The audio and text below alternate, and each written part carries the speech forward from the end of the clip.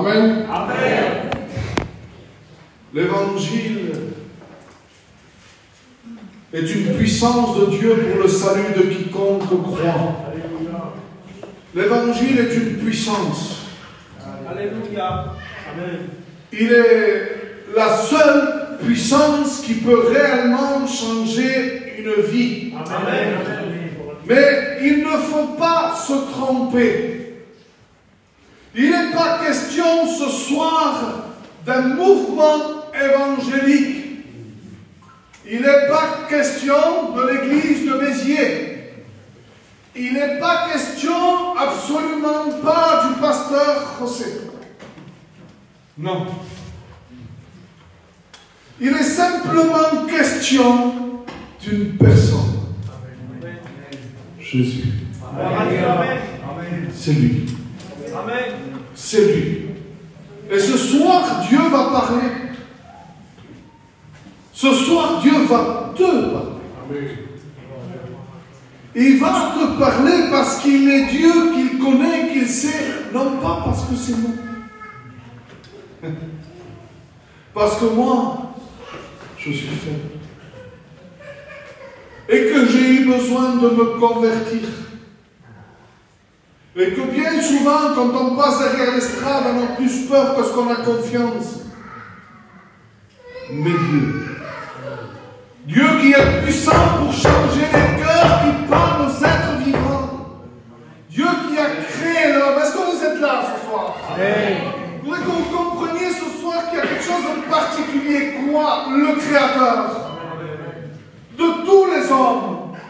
La Bible dit que Dieu a pris de la poussière et qu'il a formé l'homme. Il a formé l'être humain. Dieu a pris de la poussière et il a formé l'homme parce que Dieu est ton créateur. Et quand il a formé l'homme, qu'il a créé l'homme, la Bible dit que Dieu souffla dans ses narines un souffle de vie. Et que cet homme-là, c'était le genre humain, le premier humain que la terre a porté. La terre ne connaissait pas aucun homme, aucune femme. Le premier venu sur la terre, Dieu l'a formé. Et quand il a formé, il a soufflé. Il a soufflé. Et de sa bouche est sorti un souffle qui est rentré dans les narines d'Adam. Et Adam est devenu un être vivant. Vous savez que quand tu ressens de la douleur, ce n'est pas ton corps qui ressent. Quand tu entends, ce n'est pas ton oreille qui entend, c'est à l'intérieur. Il y a quelqu'un. Avec le respect que je vous dois, mais quand une personne décède, elle n'entend plus rien, elle ne voit plus rien, mais pourtant il y a un corps, mais il n'est plus habité. À l'intérieur du corps, il y a la vie. Dieu a créé les hommes et à l'intérieur, il a soufflé un souffle de vie.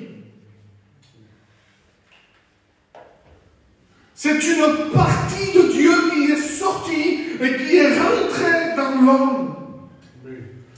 Et la Bible dit que l'homme a été créé à son image.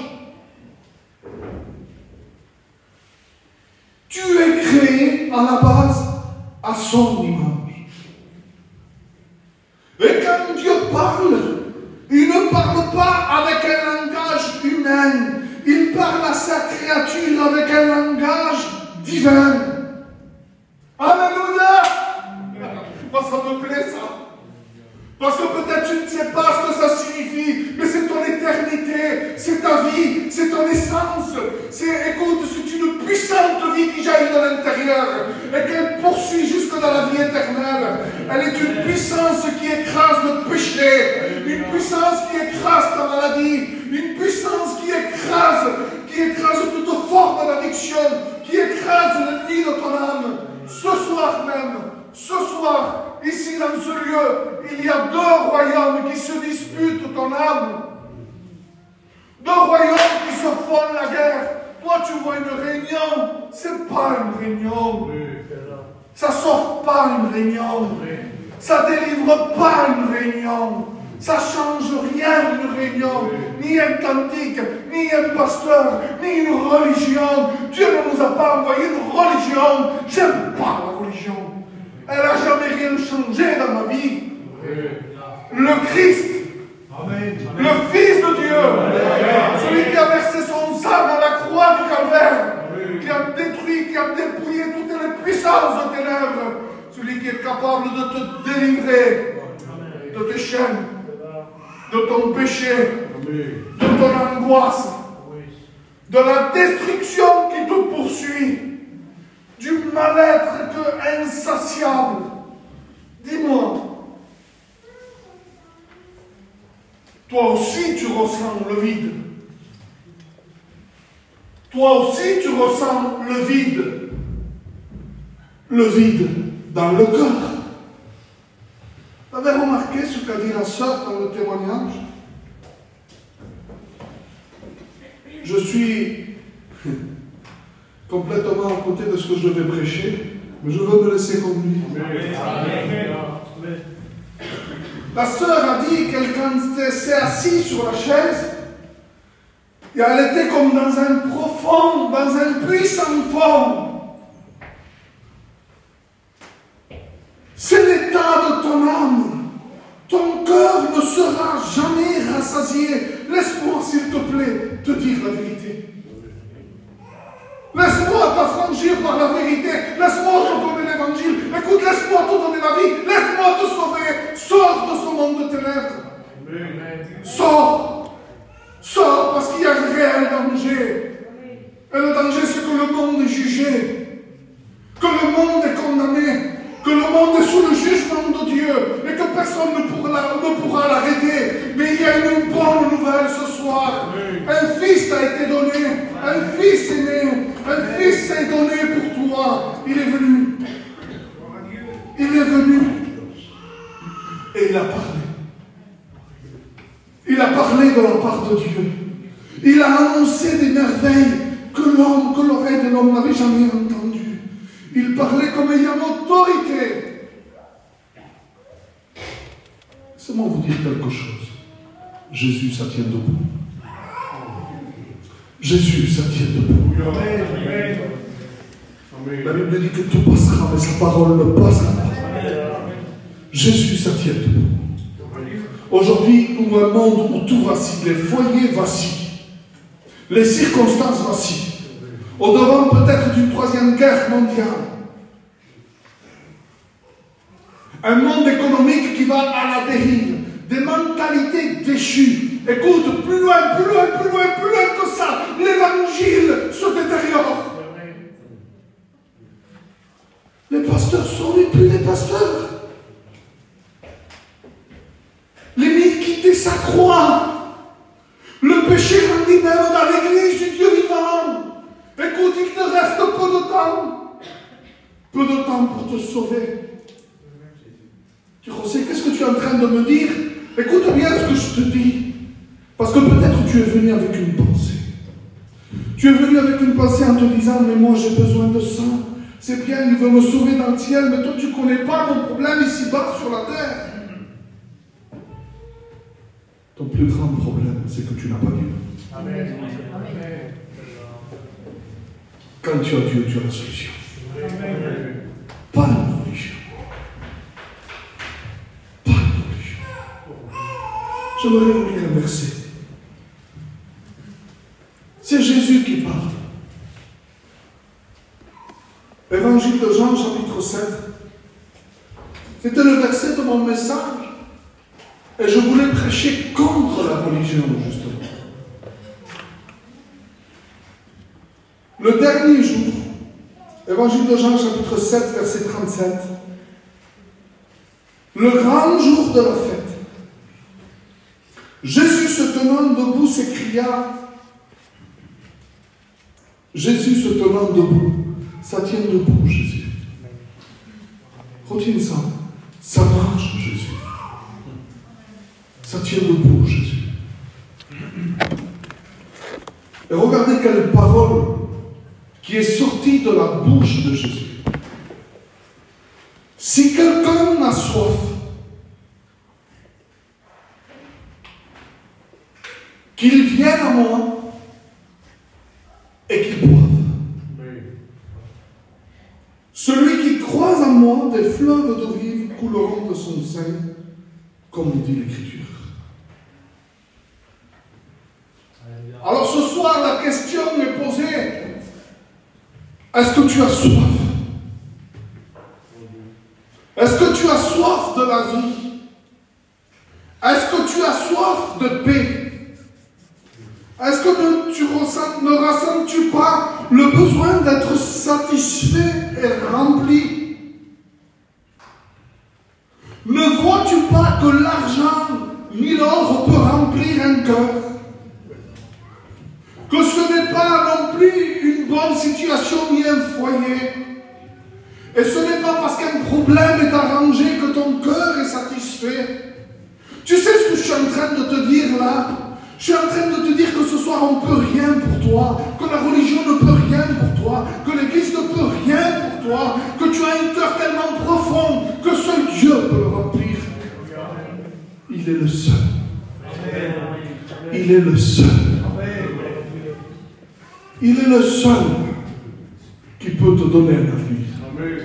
Il me dit, celui qui croit en moi ne mourra jamais. Quand même, il connaîtrait la mort. Celui qui croit en moi, la vie éternelle.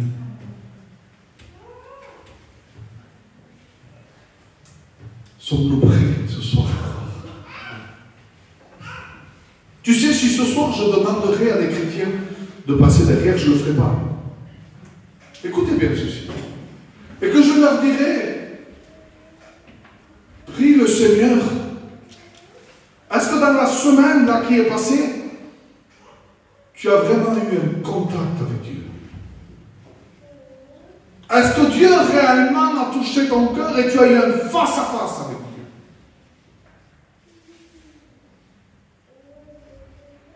Je vous promets que des prières qui vont vers le ciel, il y en a beaucoup. Mais des face-à-face avec Dieu, il n'y en a pas beaucoup.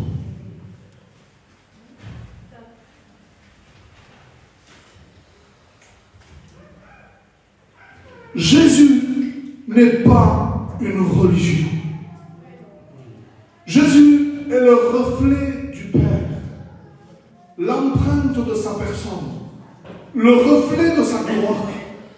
Jésus est l'image du Père, à un tel point qu'il dira un jour, Philippe, celui qui m'a vu, a vu le Père. Et ce soir, je te présente Jésus.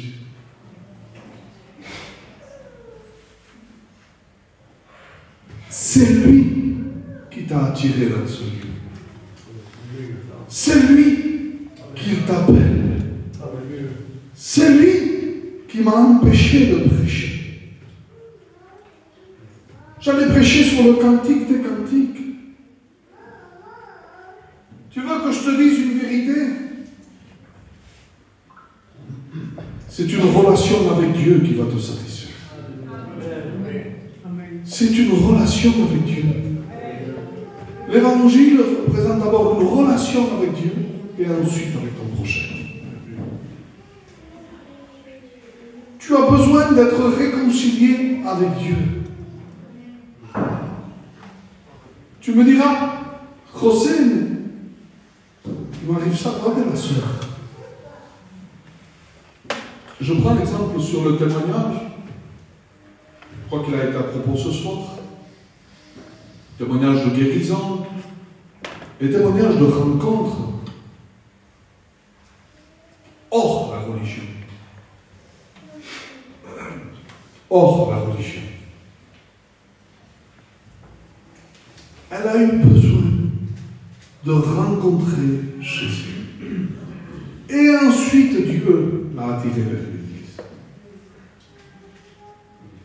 Quand elle est revenue, elle est passée par plusieurs circonstances, beaucoup de problèmes. Comme toi, tu as des problèmes aussi. Et à un moment donné, son enfant est tombé malade, si j'ai bien compris.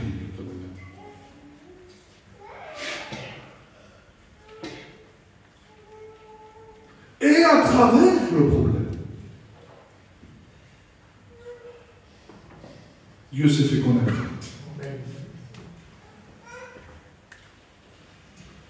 de temps va te falloir encore? Ou combien de problèmes pour que tu comprennes que Dieu t'appelle? Il t'appelle parce qu'il t'a créé. Il t'appelle parce qu'il te connaît. La Bible dit, celui qui a créé l'œil ne verrait-il pas? Il connaît tous tes jours. Il sait toutes tes pensées. Il a vu tout ce que tu as fait et tout ce que tu as pensé. Il est le Dieu qui forme. Il forme, la création lui appartient. Dieu a un contrôle surdimensionné sur tout l'univers. La Bible dit qu'un jour, pendant qu'il était en train de créer, il prit toutes les étoiles dans sa main. Écoute bien ceci. Ce sont des milliards et des milliards d'étoiles dans sa main. Et il les a répandues dans le firmament. Et il a donné à chacune d'elles un nom. 1 millier d'étoiles. Chaque étoile fait plusieurs fois la Terre. 2 milliers d'étoiles. Il y a des millions d'étoiles dans la galaxie. Et Dieu les a tous pris dans sa main. Et Dieu les a disposés dans le firmament. Il a créé une distance parfaite entre le soleil et la terre pour que les hommes puissent vivre.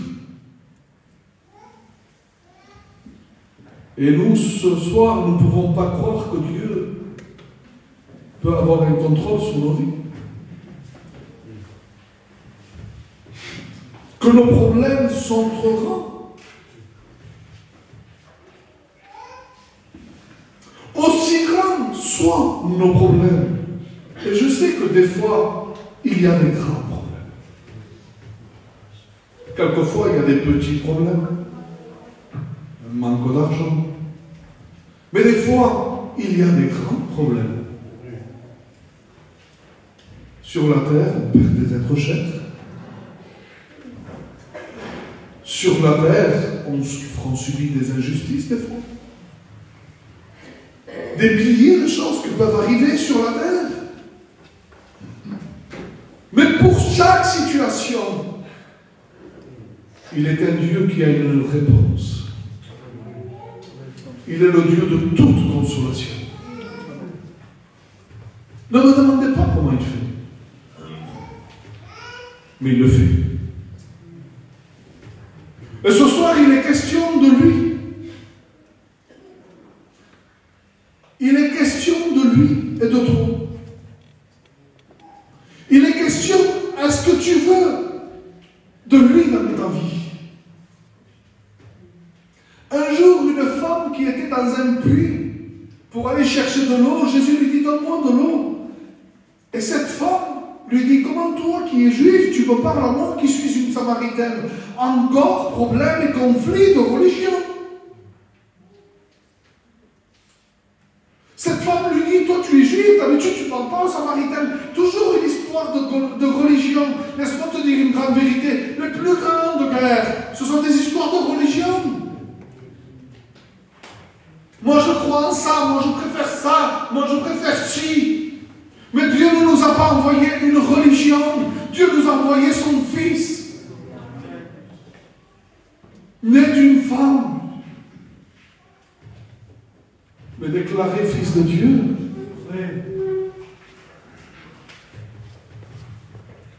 Dieu nous a envoyé son Fils. Et un jour tu te retrouveras devant Dieu. Et il te demandera des comptes sur ce que tu as entendu. Et pourquoi as-tu refusé le Fils? La solution qui t'était apportée. Depuis que Adam a péché, l'homme a été séparé de Dieu.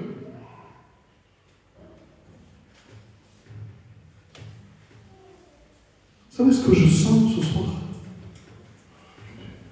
Je sens un combat.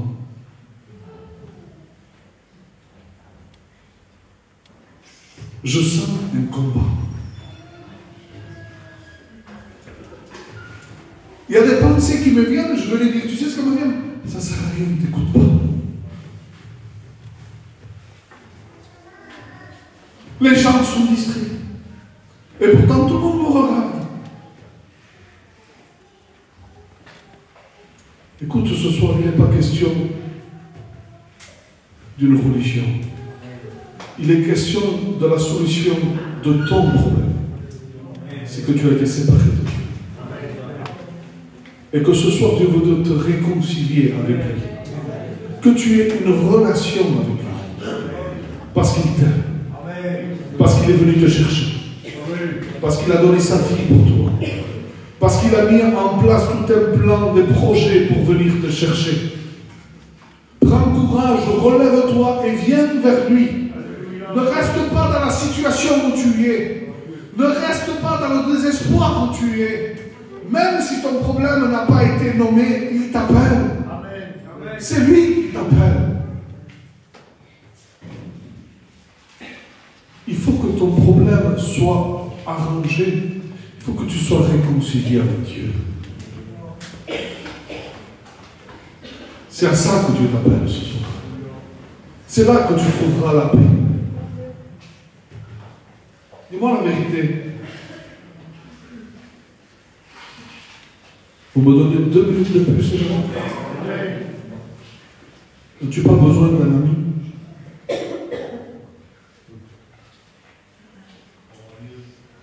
N'as-tu pas besoin d'un ami? Franchement, tu arrives à affronter toute la vie. Tu fais face à tout. Le poids de la vie, tu arrives à le supporter. Le travail, le mari, la femme, les enfants, la famille. Les circonstances d'oppression qu'il y a dans le monde. On n'a pas le temps de rentrer dans l'hiver, c'est Noël, on n'a pas le temps de passer Noël, c'est l'été, c'est les vacances. Le monde court et il court à sa perte. Dis-moi la vérité, tu t'en sors? Tu te sens satisfait? Une autre vérité, quand tu parles avec quelqu'un, tu te sens compris? Combien de fois tu te sens compris quand tu parles avec quelqu'un? Réellement? Ou as-tu déjà au moins une fois pu ouvrir ton cœur et parler à cœur ouvert? J'aimerais te présenter un ami fidèle à qui tu peux tout lui dire. Tu peux tout lui confier. Tu peux lui dire tes défauts. Tu peux lui dire que tu as peur. Tu peux lui dire que tu n'y arrives pas. Tu peux enlever le masque devant Jésus. Peut-être qu'on le garde aujourd'hui, on vit un monde tellement compliqué que même devant notre compagne, on garde un masque. On dit ça va, on fait l'effort. On fait l'effort dans la vie, ça va, mais en vrai, ça ne va pas. Parce que tu es fait pour avoir relation avec Dieu. Tu as été créé pour ça. Avec Jésus, ça va. Mais pas sans Jésus. Pas sans Jésus. Jésus, ce n'est pas une religion. Jésus, c'est quelqu'un qui t'aime. C'est quelqu'un qui est présent ce soir. C'est quelqu'un qui a assisté à la réunion. Et c'est quelqu'un qui t'appelle, il ne t'appelle pas que ici, il t'appelle à avoir relation chez toi. Repars avec Jésus. Repars avec lui. Dis-lui à Dieu ce soir, Seigneur, je voudrais que tu rentres dans mon cœur. Je voudrais que tu rentres dans ma vie. Je veux te donner mon âme. Seigneur, si c'est vrai que tu m'aimes, si c'est vrai que tu es un ami fidèle, si c'est vrai que tu me pardonnes de mon péché, parce que peut-être tu ne sais même pas ce que c'est le péché. Peut-être tu ne sais même pas que tu es condamné. Peut-être que tu es venu juste avec ta souffrance et que tu voudrais être soulagé. Dieu veut te donner beaucoup plus. Amen. Il veut que tu ne sois plus jamais seul. Amen. Plus jamais seul. Avec Jésus, on n'est pas seul. Je vous promets, j'ai eu des moments difficiles avec Jésus, mais je n'étais pas seul. J'ai pleuré des fois, mais avec Jésus. J'ai galéré des fois, mais avec Jésus. Puis ça fait du bien. Des fois, je me suis plaint avec Jésus. Et c'est recherche ce que je dis là, la religion ne dit pas ça. Le Seigneur, pourquoi ça? Je ne comprenais pas. Et des fois, toujours Dieu ne m'a pas répondu comme je l'aurais voulu. Et toujours il m'a répondu. Fais-moi confiance. Amen. Attends. Et puis vous savez, quand on le connaît à force de marcher, c'est peut-être pas la réponse qu'on voulait. Mais on sait que quand tu le parles, il est là. Et tant qu'il est là, je suis en sécurité. Parce qu'un jour, pendant qu'il y avait du trouble et qu'il y avait une tempête, il a dit à la tempête, silence, tais-toi. Il a autorité sur les éléments, il a autorité sur les problèmes, il a autorité sur la maladie. Ta maladie n'est pas un souci pour Dieu. Mais il t'aime. Il t'aime, il veut que tu viennes à lui. Il est temps que tu viennes à lui. Il est temps que tu lui fasses confiance. Il est temps que tu te livres à lui. Ce soir, c'est une soirée de décision. Je vais continuer comme je dis. Ce soir, c'est une soirée de décision. Vous savez, il y a beaucoup de besoins ce soir. On pourrait prier pour que les gens soient délivrés de leur addiction. Et on pourrait prier même pour les maladies. Mais il y a plus que ça. Il y a plus que ça. C'est une soirée de décision. Je vous dis quelque chose, je vous confesse quelque chose. J'aime pas comme j'ai prêché ce soir. Qu'est-ce que je dis, j'aime pas. J'aime les soirées où il y a des grosses onctions, ou des soirées où il y a la parole de Dieu, des messages pastoraux. J'aime ça. J'ai le droit d'aimer. J'ai le droit d'avoir une opinion. J'aurais sûrement fait différemment moi ce soir. Mais pas lui. Pas lui. Pas lui, parce que lui veut parler à ton cœur. Parce que lui, il a soufflé le souffle de vie en toi. Et c'est à ton cœur qui s'adresse. Même si tu ne comprends pas de là, comprends-le d'ici. Il t'appelle. Il t'appelle parce qu'il t'aime. Il t'appelle parce qu'il veut te recevoir dans la gloire. Il veut t'ouvrir les portes du ciel. Il veut te présenter Dieu son Père. Il veut te présenter qui tu es, pourquoi tu as été créé, quel est le sens de ta vie. Il veut donner un sens à ta vie. Il veut que tu comprennes que tu as de la valeur à ses yeux, qu'il a payé cher pour toi. Il veut que tu comprennes que tu n'es pas né pour souffrir, mais né pour le glorifier. Tu es né pour lui appartenir. Il est ton créateur. Ce n'est pas une religion, ce n'est pas le bouddhisme, ce n'est pas l'islam, ce n'est pas la chrétienté. C'est le Fils qui a été donné. Et la Bible dit qu'il n'y a pas d'autre nom qui nous a été donné. Ni dans le ciel, ni sur la terre, ni sous la terre, par le moyen duquel tu puisses être sauvé, sorti de ton addiction, sorti de ton angoisse, sorti de ta dépression, et t'ouvrir les portes de Dieu, les portes du ciel. Qu'est-ce que c'est beau? Qu'est-ce que c'est beau de savoir que Dieu c'est ton Père. Écoute, tu peux ne rien avoir, tu peux ne pas avoir un sou en poche, mais avoir Dieu pour Père. Tu peux dire Dieu c'est mon Père. Ce soir, si tu l'acceptes, tu peux dire Dieu c'est mon Père. Tu peux marcher avec confiance. Même quand tu ne sais pas ce qui se passe, tu dis mais lui il sait. Puis quand il parle, croyez-moi, quand il parle, ça me mélange. Un chrétien peut passer beaucoup de souffrances. Au bout d'un temps, il suffit d'une parole de Dieu, sans que la situation change. Et la paix vient dans un cœur. La paix de Dieu, on ne peut pas l'expliquer. Je vous promets, il y a des fois où je suis dans le trouble, dans la confusion, et quand je manque de paix, je le sens de suite. Vous savez ce qu'il m'a dit, mon fils, dernièrement? Il m'a dit, papa, qu'est-ce qui se passe? Il me dit, la présence de Dieu, elle a baissé dans la maison. Ils sont sensibles, les enfants. Écoute bien les mots parce que ça veut dire quelque chose. Il dit, la présence de Dieu, papa, on la sent moins dans la maison. Parce que l'évangile n'est pas une religion.